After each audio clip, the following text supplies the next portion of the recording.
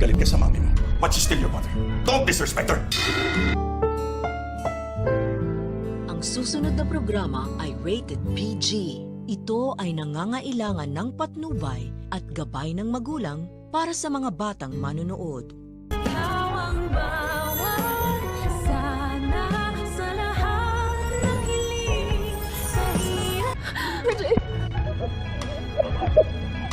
Masyado naman yatang obvious ang strategy ng mag-amang Eric at Justin para sa kanilang masamang balak sa Apex. Maiisipan kasi ni Eric na kailangan nilang mag-ingat ng kanyang anak upang hindi sila mahalata ni Giselle sa kanilang masamang pakay na paghihiganti nga dito. Sasamantalahin ni Eric ang pagkakataon na muli na namang binabastos ng kanyang anak na si Justin ang kanyang ina na si Giselle. Dahil nang hinagis ni Justin ang binigay na bulaklak ng kanyang nanay, ay papagitna naman itong si Eric at sasawayin si Justin. Pakunwaring pagagalitan ni Eric si Justin at sasabihan niya ito na hindi porket galit siya sa kanyang nanay na si Giselle ay babastusin niya na ito. Kailangan niya pa rin daw irespeto ang kanyang ina dahil nga ito ang nagduwal sa kanya sa mundong ibabaw. Biglang bigla naman si Justin dahil hindi niya inaakala na sasawayin siya ng kanyang ama. Pero eventually ay maunawaan din naman ni Justin ang ginagawang strategy ng kanyang amang si Eric upang hindi nga sila mapaghinalaan ni Giselle sa kanilang balak at maging positibo ang tingin ni Giselle kay Eric habang ginagawa nila ang kanilang plano. Sa kabilang banda, nanumbalik na naman nga ang kinatatakutan nitong si Lynette at ito'y walang iba nga kundi ang isa sa mga tauhan ni Moira na umihag sa kanya sa kanilang bahay dahil nakita niya nga ito habang sila'y naglalakad ni Diyosa sa kalsada na tila nagpapagaling pa rin sa kanyang pilay na tinamo sa kanyang pakikipagbuno sa mga pulis at kay Carlos. Kaya naman habang nasa restaurant itong si Lynette ay hindi pa rin mawala sa kanyang isipan ang kanyang nakita